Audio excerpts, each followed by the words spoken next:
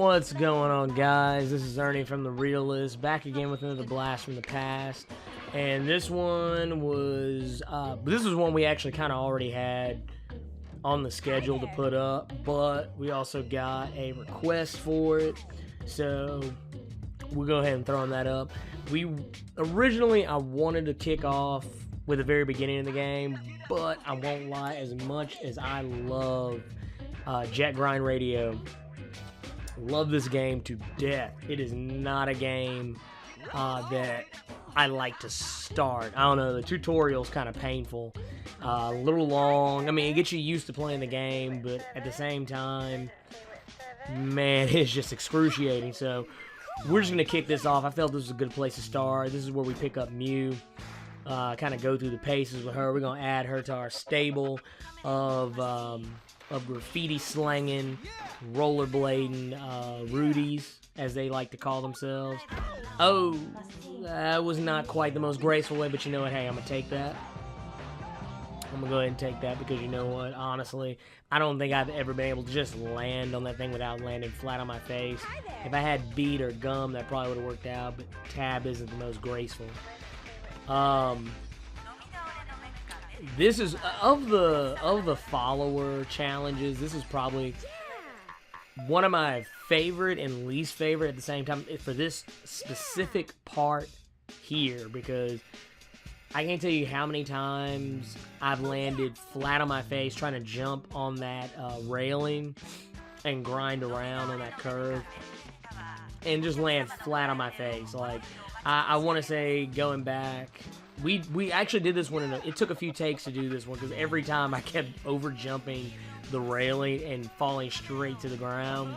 And there were even a few times where, like, I tried to just roll up on it like Peter does, but that shit don't fucking work. I mean, if it works for you, great, but it never works for me. I always just go straight down to the bottom. That you're just not able to do.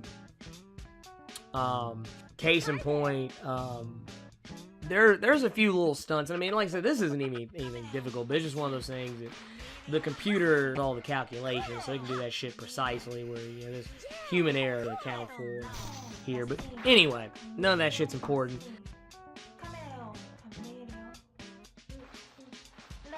If you guys are local, and whoops, see, there you go, case in point.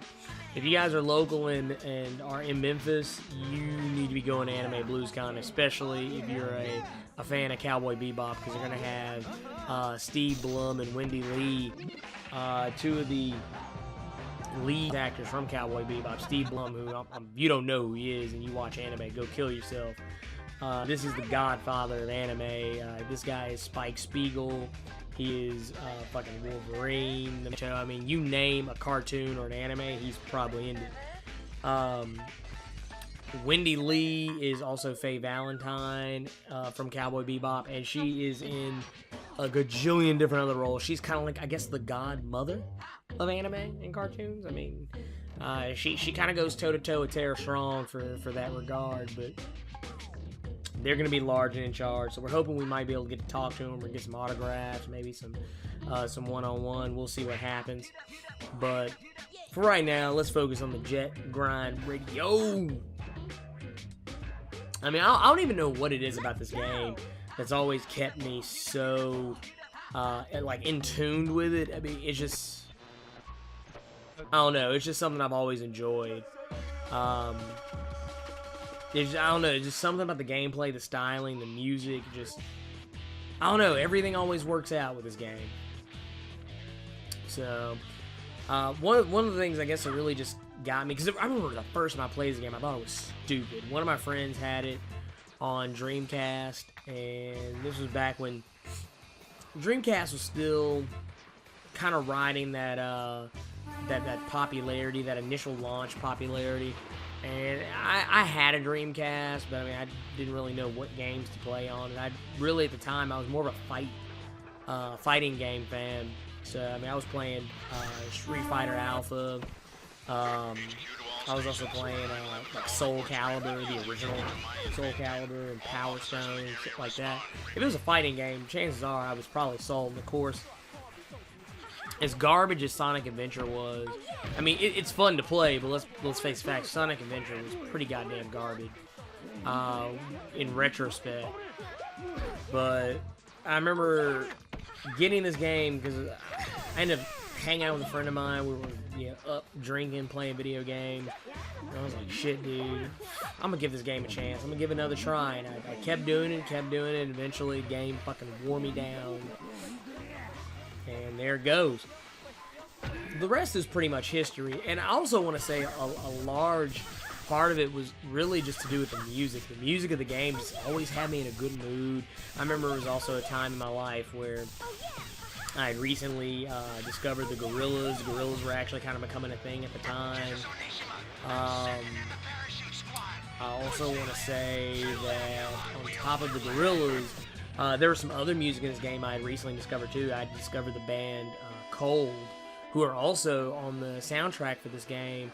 Rob Zombie was, kind of coming into his own as a solo artist, and just I don't know, it was all this stuff in there, and it just really grabbed my attention. And like I said, the mechanics of the game took a while for me to get used to.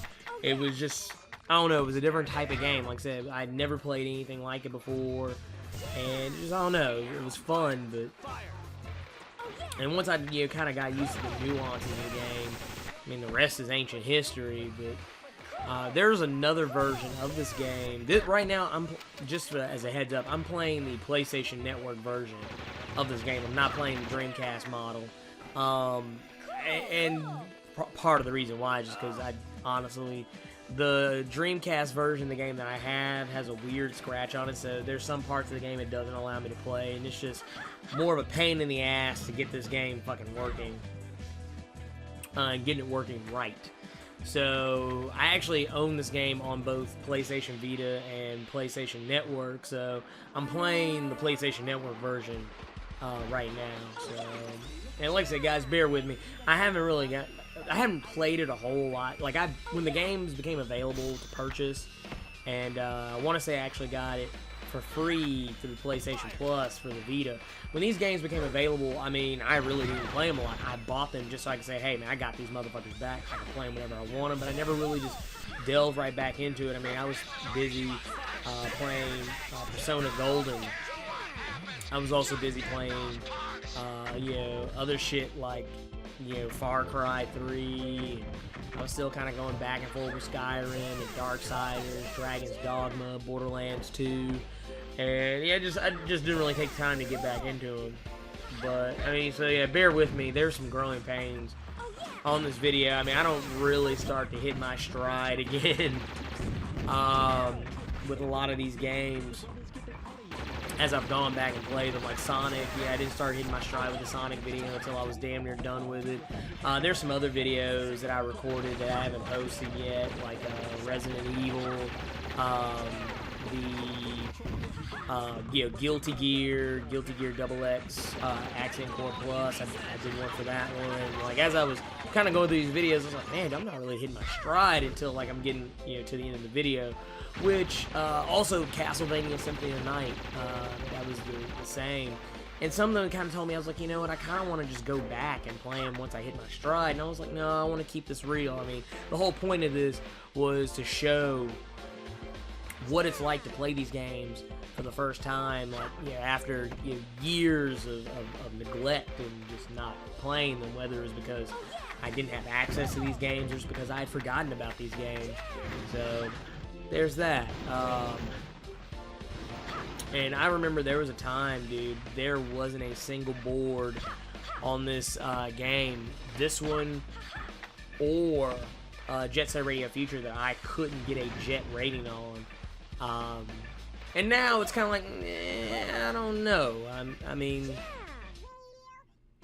I don't know. I think I can at least get a turbo on most of these. Turbo is I want to say the next highest rating you could get aside from Jet. Jet was, and the thing about Jet, with the Jet rating, the rating system was always kind of crazy. I've never gotten Pedal before. Pedal was the lowest you could get because I want to say it was like Pedal. I want to say Engine was in there somewhere, Turbo, and Jet. I don't think Jet was the absolute lowest, and I'm pretty sure there was some stuff in between pedal, and engine. But I want to say I've never gotten lower on any level. I want to say other than turbo. Engine was an absolute bottom out for me. Like, that was probably the lowest I could ever possibly go on a rating. And that was like during the, you know, when I first started playing the game, getting used to the mechanics of it. Probably on the norm though, anywhere from turbo to jet was my thing for the most part.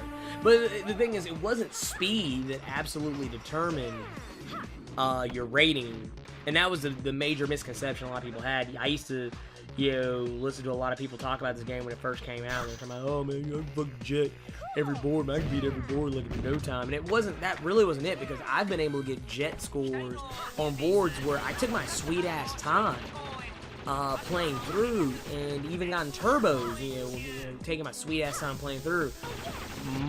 Much like I am right now, actually. Now that I'm kind of paying attention to the clock, I don't know, that one kind of looked more like a 7 than anything else I thought I had all this time. Another reason for that too is, like, I've been playing Jet Set Radio Future as well on the Xbox. And Jet Set Radio Future, I don't know, maybe it's just me, but it seemed like they gave you way more time to complete a board, so I got kind of spoiled by that, and I guess I really just wasn't paying attention, yet sitting here talking to you guys. But, I mean, like I said, it's one of those where I've been able to score pretty good ratings even when I take my time. So, what it really comes down to is how well you do, you know, your graffiti the first time through, whether or not you're picking up graffiti souls. I mean, there's a lot of other factors into it, and your overall points. And I can't get the fuck up here to save my life. Oh my god. Oh shit. God, man, I'm really gonna fail this level. God, you know what? I need to just go kill myself. Fuck. I'm actually better than this. I don't even know what the fuck is wrong with me. Come on. Come on, take your time. Take your time. There you go. There you go. That's better. Okay, let's rock this shit out. Let's see, can I get it? Fuck it, I got it. I fucking got it. I'm totally okay with that. So, yeah, there you go. It was, there you go. So, yeah, it was pedal, motor, engine, turbo, nitro, jet. So, yeah, there was even something in between turbo and jet. So, yeah, there you go. So, yeah, anywhere from turbo, nitro to jet. And like I said, nitro's the second highest you can go, so I was corrected there. I had totally forgotten about the nitro setting. So, there you go. I got it. Listen to Professor K. He's awesome. Jet Set Radio! Let's go to the mailbag. A letter from Mr. Osaki asks, how do I get rid of these nasty roaches? Easy, just burn your house down. That's actually my favorite part of this entire thing here. That's like my answer to everything. Brighter than the neon lights. After their territory was attacked, them noise tanks ran amok. Their circuits must be fried or something. Maybe they'll be. And sometimes if you don't finish the levels in a certain order, the dog is actually on that little clam sometimes. Why don't you check it out? I just thought that was crazy, but yeah, that's I love Professor K. He's a caricature and a stereotype and all this other shit, but he is one of the most fun characters in a video game ever. And I don't know, maybe I'm incorrect in saying this, but I want to say I think Professor K is a playable character in this game. I think you have to unlock him somehow. If it's not in this game, then it's definitely Jet Set Radio Future, which, you know, we'll get to that later. But here at the Realist Lounge, I know that I'm not just speaking for myself when I say this, but I know for a fact that Melody and Miles Leonhardt, they are just as big of fans of the Jet Grind Radio and Jet Set Radio Future as I am. I mean, this is our game. And I don't know what it is. Like I said, it's something about it. It just speaks to that old school gamer in us. But oh god, I fucking hate these. Oh my god, I fucking hate having to chase these guys. I really hate, this is and you know, I talk this shit about this game, but one of my least favorite things to do in it was, you know, is this right here where you had to like go battle against the rival gangs like Poison Jam, the Noise Tanks, the Love Shockers. And what you had to do was you had to chase them down and spray paint their backs until, you know, it was done. One thing that's really weird about this, and like I said, I've been going back and forth between this and Jet Set Radio Future. One of the things that's different, if you notice something weird with the camera angles, I don't know if you guys caught it when I was trying to spray these guys, but in Jet Set Radio Future, you could just hold the button down and spray paint them, whereas on Jet Grind Radio, like, see right here, there you go. It jerks the camera around because I'm constantly having to spam the button to spray them. You can't just hold the button down and spray paint them. Also, you have to be at just the right angle in order to do it, so this is kind of a pain in the ass. Like, I've actually had to do this part over a couple of times. So if you guys notice anything weird, I'm sorry, it can't be helped. There's going to be a little camera jerk in there from time to time. Just because of the fact that I'm trying to, you know, nail these guys. So forgive me, but it's not something I can actually help. On Jet Set Radio Future, when I do the video for that one, you will probably notice that it's not as bad because you don't have to hold the button. You can actually hold the button down as opposed to spamming it. So, I mean, those are just improvements that were made with the series as a whole. One of the things, too, that I kind of miss with Jet Set Radio Future is the enormity of the levels. The levels on this particular game, they were pretty small. I mean, they were big, don't get me wrong, especially for the time, but if you play Jet Set Radio Future, you will look at these levels and you will just go, what the fuck? Like, I mean, they're just huge, gargantuan levels. Now, granted, Jet Set Radio Future has shitty frame rate. Oh my god, the frame rate in Jet Set Radio Future is the worst. It is some of the worst, but it was a very ambitious game at the time, and on the original Xbox, the technology in the original Xbox was leaps and bounds ahead of the PlayStation 2 at the time, and even the GameCube. The Xbox was actually second to none when it came to graphics, and it's kind of funny how they kind of flip-flopped on the consoles, on the generation, the current generation we're in now, I guess, for lack of a better way to put it, with the PlayStation 3 and Xbox 360. It was like, you know, the original Xbox was all about power. It was all about power. It didn't have the game library like the PS2 had. The PS2 had the... God damn it. The PS2 had the better library. But granted, for every one PlayStation 2 game you found that was pure gold, there were 10 shitty ones. And it's kind of weird how the Xbox 360 is kind of the same way. For every good game you find, Xbox 360 has a lot of shovelware on that system. Whereas the PS3 is the more powerful machine. And though they've lately fixed that problem where, you know, they weren't... You know, as far as game library, they didn't have that library that the Xbox 360 has. They have a bigger library now, just as big, but with more quality games. And, you know, you guys can argue with me about this all you want, but it's a fucking fact. I'll take the fucking Pepsi challenge with you know, the Xbox 360 and the PS3 every fucking time. And the graphics are slightly better on the PS3 than they are on the Xbox 360. So... yeah, I've had a lot of people debate that with me, but I'm sorry. You can sit here, and I'm going really slow. Okay, there we go. We're picking up a little bit of speed. But, yeah, you can sit there and argue with me all you want about it, but, I mean, it's just a fact. The specs speak for themselves. I mean, yeah, sure, Xbox 360 games look amazing, and the games that are ported between the two systems, you know, I mean, they're kind of tit for tat. But you take a PS3 exclusive title and an Xbox 360 exclusive title and compare them, the PS3 wins every time. But we're not here to talk consoles and shit. We're playing Jet Grind Radio, and you know, this is the game that puts the haters to rest, because I'm sorry, but this game's just so much fun that I don't see how you can be in a bad mood playing it. And I'm sitting here trying to get this motherfucker, and he is refusing to fucking slow down so I can spray paint his back. Oh my god, it's fucking irritating.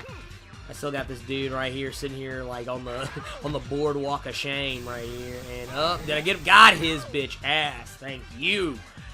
So yeah, let's see what we get here. And what do we got? Boom, Jet. I'll take it. I'll fucking take it. And you know what? You'll take it too, and you'll fucking love it because you love me and you love the Realist Lounge. So let's see what we got here. Some more Professor K. Jet Set Radio. music that's violently smooth. It's Jet Set Radio. Even if you're locked up in the joint, don't forget to turn on that radio. The Noise Tanks just got scrapped.